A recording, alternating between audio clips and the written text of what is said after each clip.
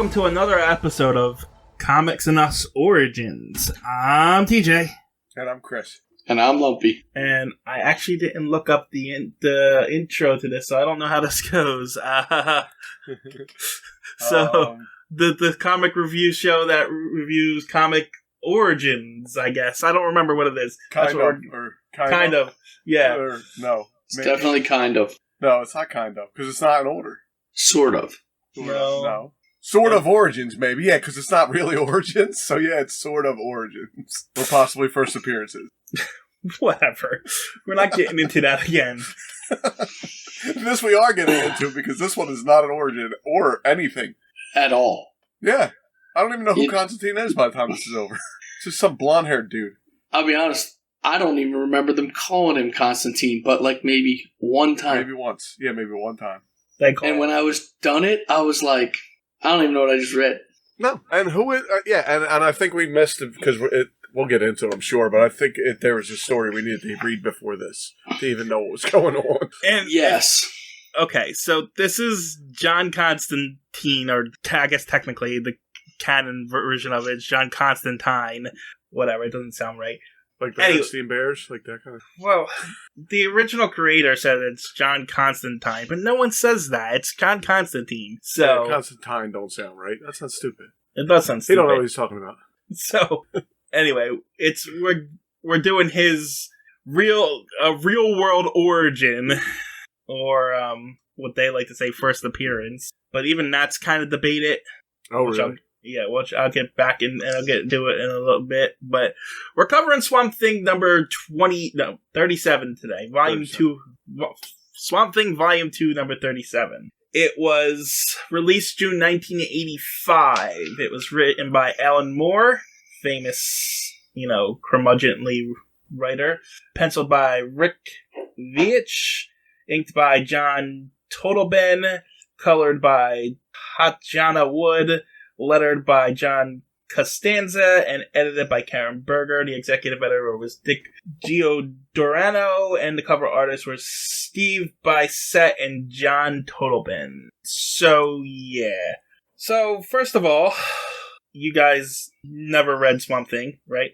I've read a couple Swamp Thing stories read by Kevin Smith that I've heard from interviews from him, and I watched the movie, and I've read a couple, just a couple like three comic runs that it came out with. Okay. But well, we also did the origin of Swamp Thing, didn't we? Yes. Yeah, because that's all I know is I read the origin and I read maybe like 5 or 6 comics after that. Right.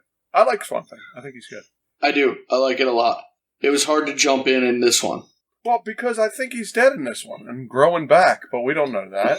Well, he was in the past too, so it's not the first time I've seen him die and regrow, so but I understood like it. The first time he's done it in this, we'll get into it, but it doesn't feel like he knows what's going on in this one. Anyway. That's all story details here. We are jumping in the middle of a storyline here. Yeah. This is, what do they call it? Like a backdoor pilot for John Constantine? Because he's gonna jump from this into his own series. Like right after this? Almost immediately after this, yeah. Okay.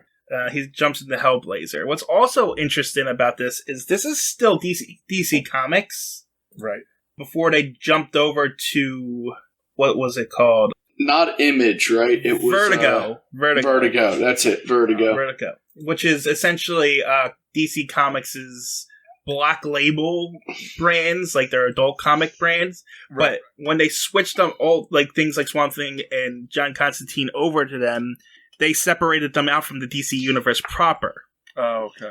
But right now, they're still in the DC universe proper. Well, I read a run with Superman and stuff in it, so yeah. Right. So, and now, right now, present day, they are, Swamp Thing and John Constantine are both back in DC proper. Oh, they are? Okay. Yes. But there was a long period of time, Vertigo, which is where they were darker, and, what the more acclaimed stories came from was Vertigo. Now, I read the first probably 20 Hellblazers years and years ago. I don't remember it now. I had a friend who owned a comic book store and gave me the first. I think it was the first 20. It might have been on, I don't think it was the originals. That might have been like, trade paperbacks or something. But they were really good, too. Yeah, I read the first 60 comics I read or something like that. Yeah. And this comic here actually leads into it. I'll get into it when we get to it. Into the Hellblazer #1. But just for a few other things, the reason why Constantine was apparently made, and I just learned this today, is because the writer Alan Moore asked his artists what did they want to draw, and they both said they wanted to draw someone that looked like the musician Sting. Really? That's weird. And they did. And that's exactly what it is. But he doesn't look like that anymore.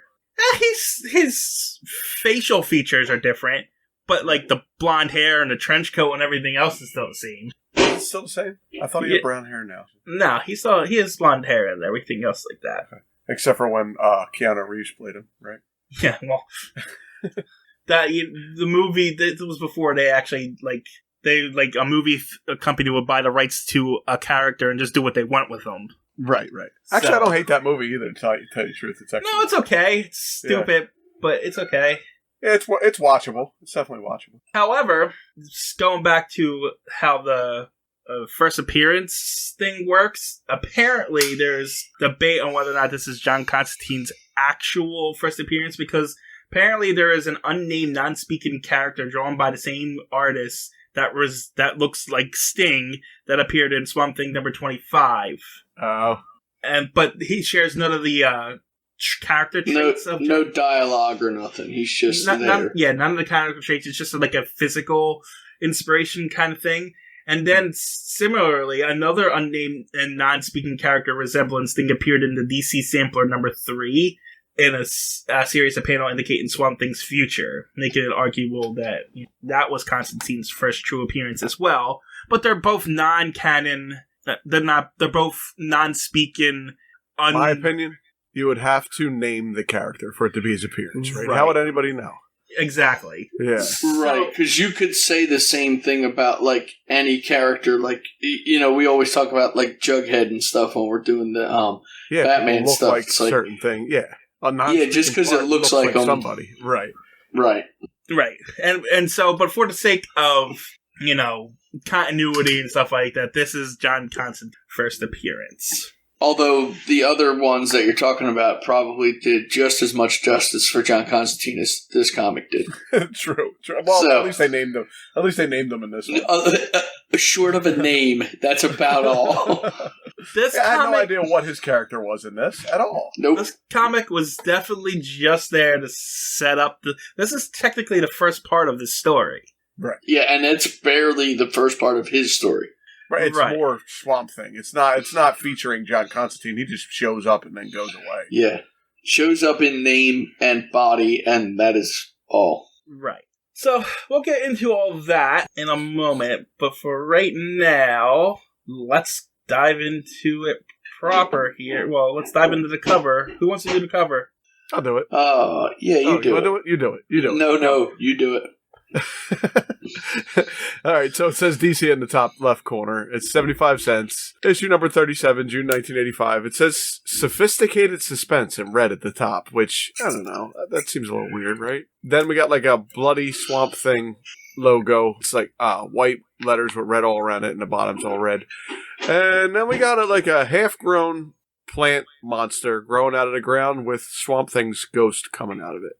There's some trees and a mosquito flying by. It's drawn really, really well and looks good, but it's not a big deal. The background is just yellow, like the Batmans we do a lot of times. Yeah, it's a little plain. Yeah. Yeah, like the detail that they did in the bottom with the plant life and stuff is detailed, but then it just kind of is yellow. Well, and the Ghost Swamp Thing is really detailed, but it's just kind of lines and not colored in or anything. So it almost looks like a sketch. Yeah. What is the square at the bottom? Because all I got is a white square. Does anybody have anything different than that? I have a white square. Normally, when it's like that, it's either censored something, but most likely, it's a barcode. Oh, okay. Yeah, why would you want the barcode on there? Yeah. Okay. Also, what I missed, there's some garbage laying next to them, like a can. Somebody discarded it in the woods, in the swamp there, too. Right. Yeah, it actually looks like it might have a skull and crossbones on it. I'm not exactly positive, but that's what it kind of looks like. I mean, that would fit for where they said happened. Well, yeah. We'll get into that too, yeah. All right. Let's dive into this proper. So, this is formatted by days, essentially. So, we're going to start with day 1 here, where a woman is eating lunch with some guy, and they have a conversation about, Carrots. They have a conversation about vegetables. They talk about eating vegetables and the loss of her husband. Right. Now, does he mean her original husband, or... No, she married Swamp Thing. Okay, I didn't know where we were in the story here. You missed the very first thing that apparently Swamp Thing grows out of a pistachio nut, because we got a little root growing out of a nut in the top left corner. Very first panel we have. Oh. It's a very interesting picture. Yeah. It really looks like a pistachio laying in some rocks with a root growing out of it. Yeah. Oh, you know why I didn't think of that? Because that's just a can laying in the forest, and the nut is in the dirt. They're not it's not in the restaurant. Right. No, that's I think that's his first little bloom. Sprout. Yeah, that's why his roots going. That's why I was confused. I thought it was all in the restaurant, but it's not. No, I think so. That's him. Yeah, that's him in this. So basically, almost all plants start that way. If you ever start your own plants and you see some will start to grow up out of the ground with the shell or the husk of the seeds still on the leaves before the leaves grow big enough to kind of knock that off. Sometimes you even have to peel that off of the leaf. Sometimes it kind of gets stuck on there. It's a neat picture just because I've seen, growing stuff. It's really neat to see, but they drew it really well. So, this story is called Growth Patterns. Oh, and on the bottom there it is. You see the can, and it's growing in front of the can. Yeah, you get a little bigger. Yep. And where did I put it? That's the wrong book. It says Swamp Thing, originally bottled by Wine and Wrightson. Yeah, I don't know what that's from, but... I don't know either. It's, that's the original creator of Swamp Thing, Wine and Wrightson. Mm. It's just a play on words. It's originally bottled instead of originally created. I mean, I figured that, but... And the story is 23 pages long, by the way. Oh, yeah, it is. I'm like, oh, man, I'm at page 13. What's going on here? I'm used to 12, 13. This is the comic standard right now. This is what all comics end up being. To this day, it's still 23. Yeah, I figure we're going to get there eventually on the Batman one. Anyway, day 2, we get introduced to John Constantine. And he's talking don't. Not here. He just kind of walks in and starts talking to Judith. Right now, he's just a guy. Judith. We learn more about Judith on day 2 than we do about this guy. Fair enough. But yeah, so Judith is having bad dreams, and she doesn't, and she says something is coming, but she doesn't know what it is, essentially. She thinks it's some kind of energy field or something. And meanwhile, also on day 2, something's still growing. And he's growing even more on day 3, and he grows he grows some leaves on day 3. He's almost got like a little head, too, like a little face on day 3. See, little hair. Like a worm or something, yeah. Yeah, he's got a little bit of hair coming up. He's thinking now, too, which TJ hates, because I remember when we did Spawn, he doesn't like all this thinking. No, this is fine, because there's the thinking is a total of 20 words, not 4 pages. Also, what else is he supposed to do? He doesn't have a mouth or eyes yet. Right. So. Exactly. Anyway, meanwhile, while he's growing, Constantine is... I guess he's at a club or he's whatever. Still with that rainbow-haired girl. Yeah, either at a bar or a club. No, because this is the next day. Okay, well, why is the rainbow-haired girl down in the bottom, then? I think she's just taking drugs and drinking now. Oh, okay. Showing what she's doing. Yeah. But then he says, are you still having nightmares then? So he's still talking to her, right? Well, I guess it's the next day he's talking to her, or this is out of order for some reason. Well, yeah, and it's weird because day 2 is at the top of the second page there, right? Yes. And then day 3 is just Swamp Thing. And when you come to the next page, it doesn't say anything about what day they're actually showing. Yeah, I think they're just showing what happened with this girl. They don't need to keep it, but he really does look like Sting in that picture with the rainbow target on his head too. But I'm saying you could say that if you continue, when you opened this as a book actually the top 2 panels in the book would be day 2, and the bottom 2 panels would be day 3. Oh, yeah, I see. Do you know what I'm saying? Like, I'm not sure where he's actually at. He might still be in the club, and I'm only guessing that because of the way the colors are. They're making it look like there's, like, maybe lights or something. It's the same pattern as the first page on day 2. Yeah. So I'm not positive if it's the next day or not. The day countdown is just for that little circle where Swamp Thing is, right? No. That's the only time you see the day. Maybe. Yeah, because You're right. Yeah, that's where he's growing. Yeah, I think that's all that they're trying to signify here is that Swamp Thing's days are growing. Well, it's confusing, regardless of the fact. It is. I agree. I'll agree there.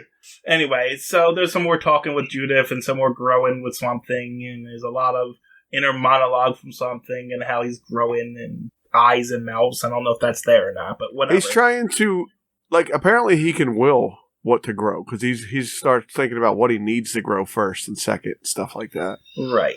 And he's thinking about growing eyes. Yeah. And stuff like that. Anyway, we move on to day 4, and the girl, Abby, his fiance, or I guess by this time it's his wife, comes and finds the can and the seedling, and she says hello, and I guess she can just feel it's Swamp Thing. Anyway, day 5, he's growing some more, and now he's, cocooned almost, Swamp Thing. Yeah, he does he looks like a radish or something, too. He's, weird shaped. And he's starting to shed his, in plants when you do this, so the first 2 leaves that a plant grows are not, almost every single plant that comes out of the ground grows these first 2, I want to call them, spade-shaped leaves. Okay. So, every plant, when it comes out of its shell, has basically these 2 leaves. So it's really hard to tell if it's a different type of plant or not. You know usually because you planted it. So, as you're looking here on day 5, those leaves are actually starting to wither off of him a little bit. They look like arms. And he loses those 2 leaves. Okay. Every plant loses those 2 leaves. That's when they've made it out of their first 2-leaf stage. Huh. This is something that's neat. I only know that from growing them. You see those 2 leaves usually die off on all plants. No, really. It's just neat that they followed it. They followed it in this comic, which I thought was really cool when I read it. So whoever's drawing this knows exactly. Yeah, they've grown plants before. Yeah. It's just funny that you know it is all. I like plants.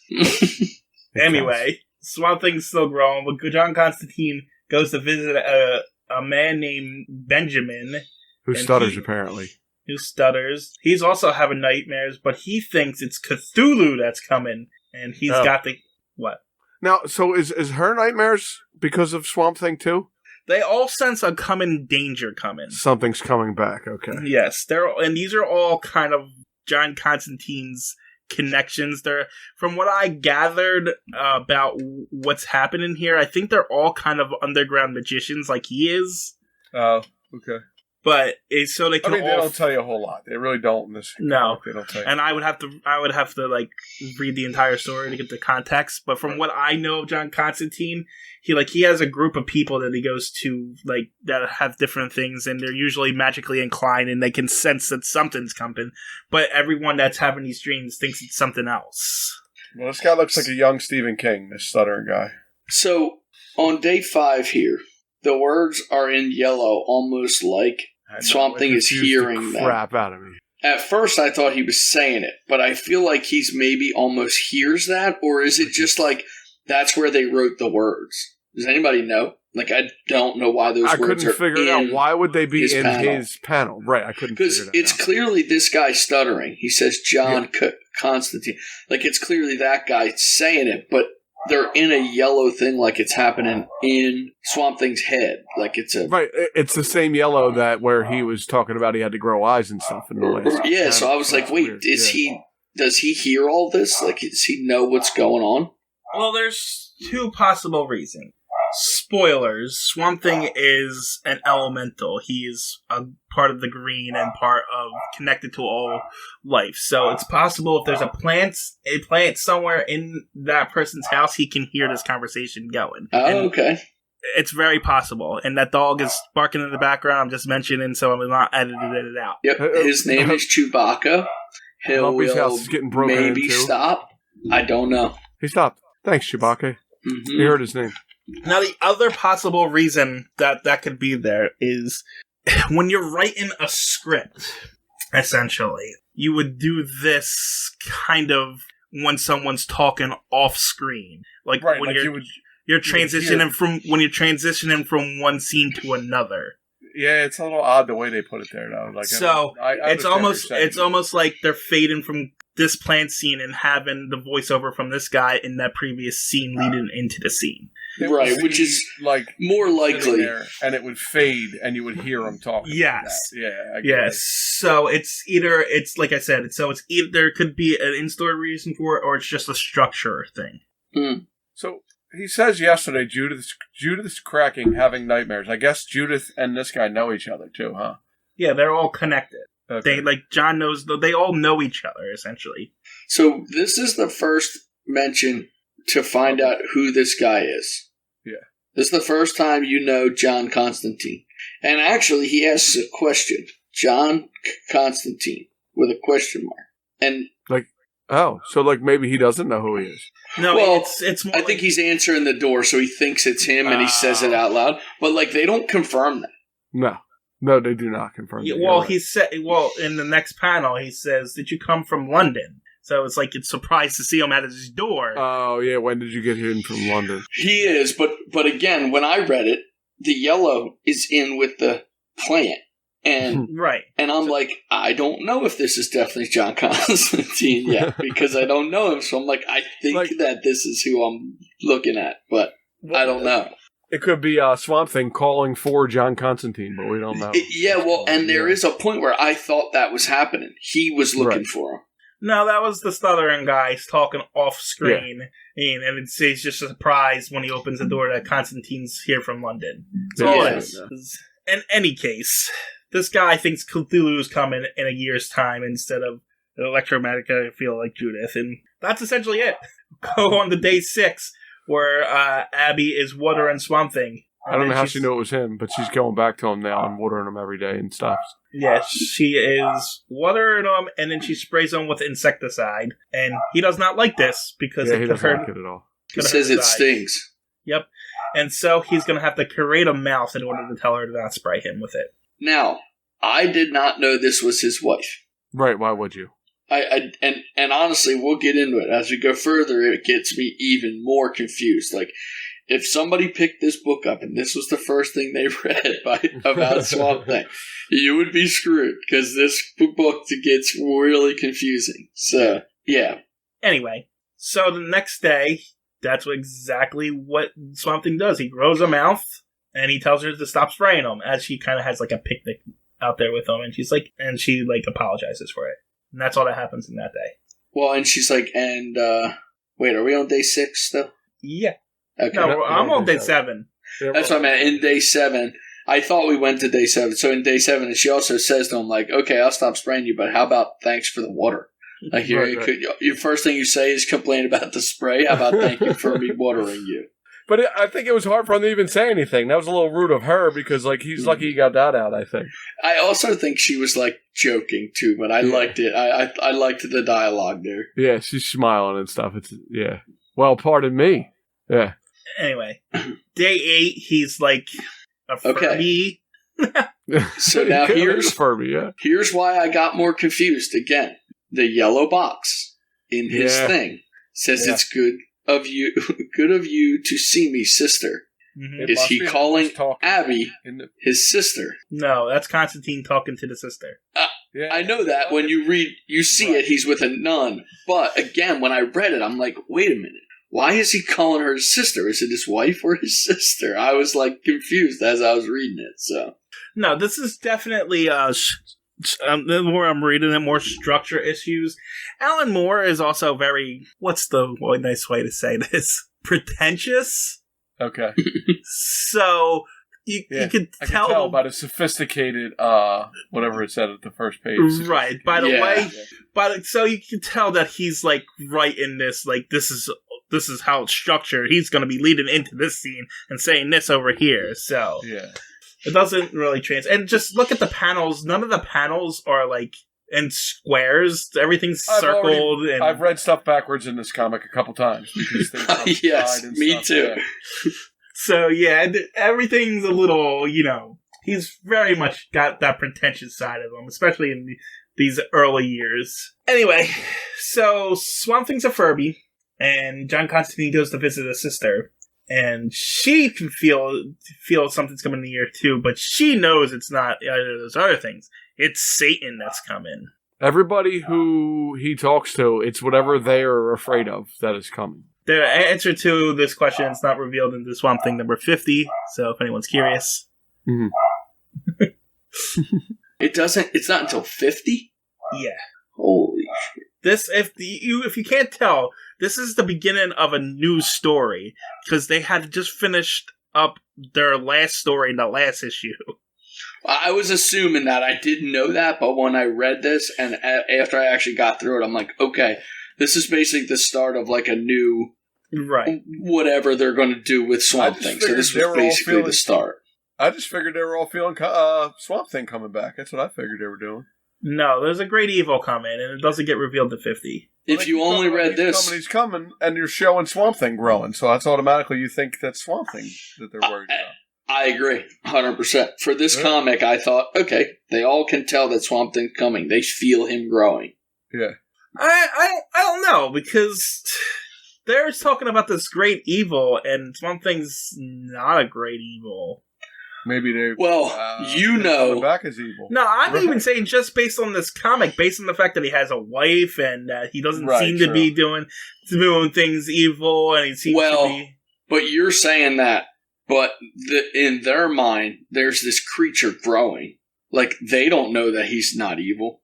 In their minds, they see this evil thing coming. But at the same time, they're also saying the thing is coming within the next 12 months. And Swamp Thing's done growing by the end of this comic. Yeah, well, and reading this, I thought they meant it was going to take him 12 months to grow. Yeah, no. But that changes before by the end, that's what you get. But when you're reading right now, I'm like, they're anticipating the growth of Swamp Thing. Mm. In my mind, they were. In my mind, they were, too. Yeah. Anyway, moving on to day 9. Swamp Thing is like a mound now, I would guess? Why is this can in every... Like, are they never going to move this can? Why don't they throw this can away? I think it's almost her marker. She even stepped on it at one point. Yeah, she does step on it. Yeah. And, but she basically found him next to that can, and I feel like she didn't move the can. Like, maybe it was her way to come back to find him. Oh, maybe. Or there's part of him still growing from within the can, and they're afraid to move it until he's fully grown. Maybe. I don't know. That's a weird thing to obsess about. I notice it every time. I'm like, what's going on with this can? It's garbage. Why did it leave garbage laying around? I would have picked it up, TJ. That's no why one cared about trash back then. I don't walk past stuff. I pick it up. Uncle Chris, this is 1985. That's all people did this litter. And in 1985, you did not pick it up. Yeah, no, you left it there. In fact, you probably put that can there. You might have. I think I would have kicked it. I would have ran by and kicked it, I think, though. At least. Especially if I knew it was her marker, I would have kicked it. So, in day 9, they're just kind of flirting a bit, it looks like, and Swamp Thing sounds like Jiminy Cricket, apparently. So yeah, she cracks up. She can't stop laughing at him. Yeah. And he grows red eyes, by the way, before that happens. Yeah, so now he can see and he can talk now, and this is where we get some exposition of what happened to him. Yeah. Like he was eaten away by some horrible blue slime. Yeah, they mention something about poison, too, don't they? No. Until I was poisoned by that terrible derelict. Oh, okay, then there you go. Yeah, that was the blue slime. Yeah, horrible blue slime was the poison. And apparently there was something to do with a pregnant woman in a hospital that they don't know how that all connects. Read the previous issue in order to find all that out. Yeah. And then he says he probably needs another week before he's fully grown. And I guess she just sleeps out there with her arms around him. Meanwhile, day 11 happens. Swamp Thing has practically got his upper half grown. Meanwhile, John Constantine is asleep in this woman's house. What is her name? This panel. It was this, and you're finally awake then. And she was talking about she wanted something, and she was like, oh, no reason. And then she was like hugging him. Then they went to this panel where she's sleeping, and then I thought she went and banged Constantine. That's what I thought she went and slept with Constantine. Because she was kind of asking for it. They had some wine and stuff, and then he couldn't do it because he doesn't have a bottom half. And then I thought she went over to Constantine's house. That's where I got with it. Just looking at this panel from the beginning. No, but it's interesting that you bring that up, because if I recall correctly, they wanted to have a kid, Swamp Thing and her, but he's Swamp Thing, so he can't have a kid. So Swamp Thing possesses John Constantine's body in order to sleep with him. Really? Sleep with her in order to have this child. He can't sleep with her? He's like not anatomically correct, or? No, he's not anatomically correct. Because she was kind of like hugging up on him there. I thought there was some... No, in fact, yes. I think Swamp Thing, John Constantine lets him possess his body so they can sleep together. Okay. All right. I'm going to have to learn some more things about Swamp Thing's powers because... I think it was John Constantine that used magic to do it. Okay. Yeah. I'm not 100% though. I haven't read all of Swamp Thing. I just maybe he can. Maybe he just can't make a baby. He can't crossbreed with her. Maybe that's what. Maybe that's possible too. Yeah. I mean, I guess technically you only really needed something phallic, but anyway. I'm sure he can make True. it. He can grow it. He can just grow it. Yeah, I know. So I mean, but like as far as fertilizing, I don't think it works. No, he's going to fertilize other plants at this point. In any case, John Constantine's talking to this woman. I can't find her name. What's her name? It's important. No, but he says a weird thing. She clicks. I don't think they say it in this yet. There we go. He says a weird thing. What does he say? Oh, he says bloody Americans are all mouth and trousers. I don't understand what that means. She calls him a bigot for it. Oh, she does. I see it. Yeah, I don't see her name anywhere. Her name's Emma. Okay. Yeah, he does talk. He does say her name later. So he wakes up in her apartment while she's drawing a picture of this weird person with a backward heads. Yeah, twisted monster, creepy person. Yeah. Anyway, moving on to day 12. Swamp Thing, just a picture of Swamp Thing in like his mind running, basically. It's a weird artsy picture where his eyeballs aren't even connected to his body, and yeah. Anyway, he's still forming and growing. Essentially, is what we get out of that. Yeah. Day 13, Abby is on her way somewhere, and as she gets in her car, John Constantine's in her car, backseat, and she brings him back to Swamp Thing, and he starts talking about how he is, like, how he doesn't know who he is, what he is, or how he works, and, like, this is the first time he ever found out he can regrow, but he can, like, transport instantaneously to other places and stuff. It's a bunch of exposition, essentially. And he is pretty much baiting him in order to, like, kind of do what he wants him to do.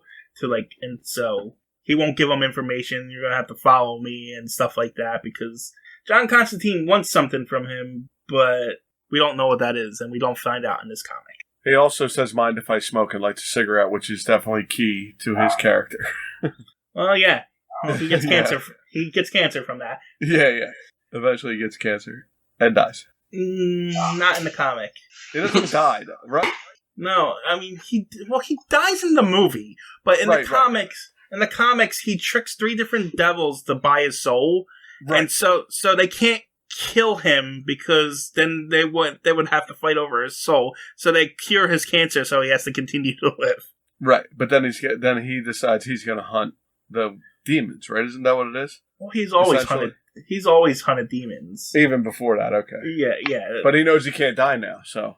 Well, he can't die at that moment. I mean, he's not going to die from cancer at the very least until they figure it out, essentially. He essentially tricks the 3 rulers of hell at the time in order to do it. That's why it was a big deal. He tricked the devil, essentially. Okay. I couldn't remember. It's been so long. Yeah, and when he does ask to smoke a cigarette here, he says, "Do you mind?" And Swamp Thing says he does mind. So yeah, he smokes it, and he lights it anyway. Yeah, he lights it anyway. He also says he knows what you are, what Swamp Thing is, and Swamp Thing doesn't.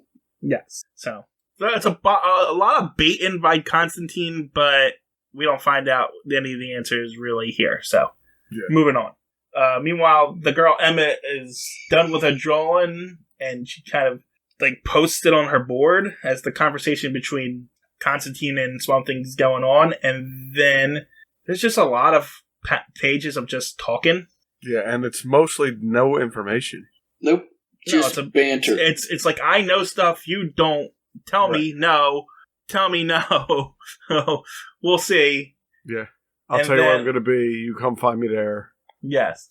And then it gets to a point where the lady with the drawing turns around and feels something, while all the other people we met, the Judith, the girl, the Benjamin guy, and the nun are starting to feel something. But the girl's door opens, and she sees something horrible as that thing she drew walks in through her door. Yeah, creepy backwards arm thing. Yeah, and his hand sewn into his back. Yeah, his head's backwards. He's got a loincloth on. He's creepy. Yep. And as this happens, the other three are like going insane. The one is, I don't know what the girl's doing, but the one guy's like having a seizure, and the nun's twisting the head of a doll. The first girl's like screaming, "Get it away from me," like she's having like a vision or something. Yeah. And that creepy monster pushes Emmett out of a window. She couldn't fight him off. He's only got one arm and his head's all backwards. We wouldn't have the picture of her lying dead on the ground. True. We needed that. And then all the other people come out of their thing when she dies. Yeah. Right? And then we go on to day 17. So this girl Emma that dies here, she is actually the ghost that Constantine has to deal with in their first issue of Hellblazer. Oh, okay. So she leads into Hellblazer. This all leads into Hellblazer. Got it. And that thing, that monster, we actually don't really find out about what it is also until Hellblazer. Wow. See, so it's been so long. Like I said, I read a bunch of them, but it's been right. So, this is all, like I said, it's kind of like a backdoor pilot into Hellblazer. Anyway, back to Swamp Thing in day 17, and now he's like, Abby's like, hey, let's go on our honeymoon. You know, we'll go and have a weekend and stuff like that. And then Swamp Thing's like, what were you saying? I have to go to Rosewood. And then she's like, I wasn't saying nothing. And then it ends. The end. And that was Swamp Thing number 37.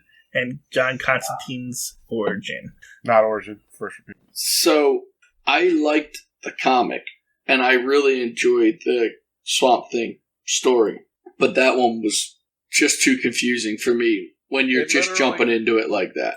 Yeah, and it literally didn't tell you anything. Like, why is Constantine here? How do people know? How did he find Swamp Thing? You know, it doesn't tell you anything about it.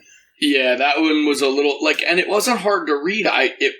It flowed smoothly. I didn't have an issue like that. There was a couple confusing parts, but once you get through it, it wasn't a bad read. It just was it almost nothing happened. Something regrew. Artwork, great. The artwork phenomenal. Too. Yeah, I agree. Really good. But you're right. There wasn't a whole lot in. I mean, and again, it's. I guess it's just build up, but there really wasn't. Yeah, I mean, to be fair to the comic, and not at retrospect, this is the 37th part of the story. Right. We're jumping in here. Yeah, we're jumping into it, and that's why I'm saying, as an origin, it's hard because we're doing something completely different than a reader would be. Obviously, most readers are going to read the first 36 comics before they get there. You know, and as an origin podcast. And not having anything to do with his origin is a little at all.